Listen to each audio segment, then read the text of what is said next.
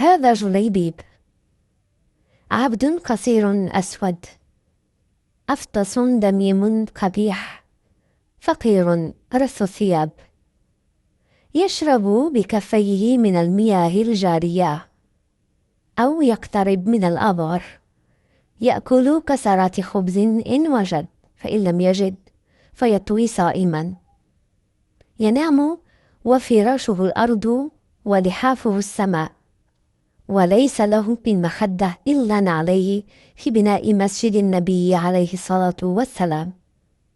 يمر يوما والنبي عليه الصلاة والسلام جالس بين أصحابه ينظر إلى هذا الرجل جليبيب بهذه الحالة.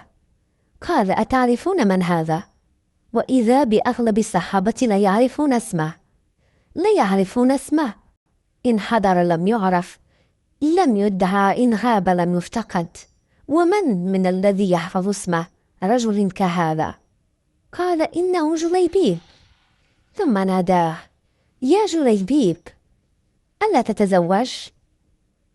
فنظر إلى النبي عليه الصلاة والسلام، لم يتفجع، لم يتأوه، لم يقل: يا رسول الله، ما عندي دنيا، ما عندي مال، ما عندي، إنما ما زاد على أن قال: يا رسول الله صلى الله عليه وسلم، ومن يزوج جليبيبا في الدنيا ولا مال ولا جاه؟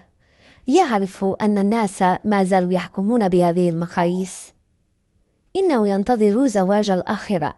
قال: ومن يزوج جليبيبا في الدنيا ولا مال ولا جاه؟ تركه النبي عليه الصلاة والسلام، وفي اليوم التالي ناداه وهو يمر: يا جليبيب، ألا تتزوج؟ قال: يا رسول الله صلى الله عليه وسلم، ومن يزوج جليبيبا ولا مال ولا جاه؟ في اليوم الثالث قال: يا جليبيب، ألا تتزوج؟ فالتفت مستغربا من نداء النبي صلى الله عليه وسلم. قال: قلت لك يا رسول الله عليه الصلاة والسلام، من الذي يزوج جليبيبا ولا مال ولا جاه؟ قال: يا جليبيب، اذهب إلى بيت فلان من الأنصارية واخطب ابنته، وقل: أرسلني رسول الله صلى الله عليه وسلم ويقول لكم: زوجوني ابنتكم. وكانت الفتاة من أجمل نساء الأنصار، من أجمل فتيات دور الأنصار. فذهب جليبيب وطرق الباب. أرسله النبي عليه الصلاة والسلام، قال: يسلم عليكم النبي عليه الصلاة والسلام، قولوا ويقول: زوجوني ابنتكم. فقال الأب: يا جليبيب، لا مال ولا جاه، كيف نزوجه؟ وصاحت الأم: نزوجها؟ أيزوج جليبيب وهو على هذه الحال، ولا مال ولا جاه، وابنتنا في موقعها وموضعها التي هي فيه؟ وتسمع الفتاة المؤمنة، فتاة العقيدة، فتاة التوحيد، فتاة القرآن والسنة، فتاة قيام الليل، ليست فتاة الدشوش وفتاة قارعة الطريق والمنتزهات والمحلقات. تسمع الفتاة المؤمنة فتصرخ بوالديها من الداخل: كيف هذا؟ لا تردان رسول الله صلى الله عليه وسلم، والله إني أجزت زواجي وإني قبلت به زوجة. قالوا: يا ابنتاه، انظري شكله، انظري هندامه، انظري ثوبه، لا مال ولا جاه. قالت: والله لا أرد خاطبا أرسله النبي عليه الصلاة والسلام.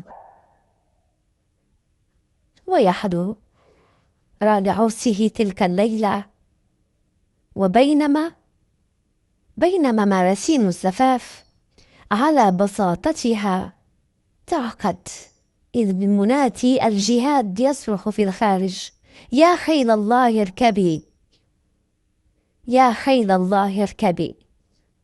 وإذا بجليبيب رضي الله تعالى عنه يترك عروسه في زينتها، في حلتها، في أرق وأعذب وأجمل لحظة وصال بين رجل وامرأة.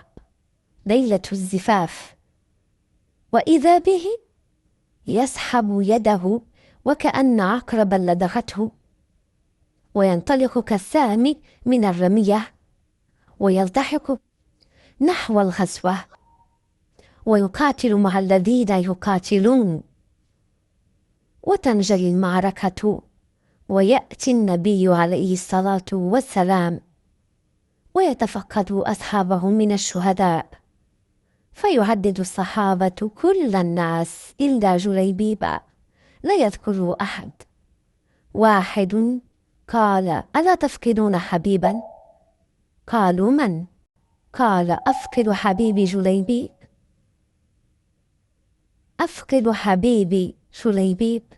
ويبحث عنه النبي عليه الصلاة والسلام فيجده وقد تلوث بالدم وأصيب بجراحات بليغة، وصار وجهه من طين الأرض وترابها، فينفض عن وجهه ويضع رأسه على فخذه الشريف، فقال: جليبيب، جليبيب، قتلت 7 من الكفار ثم قتلت، أنت مني وأنا منك، أنت مني وأنا منك، أنت مني وأنا منك.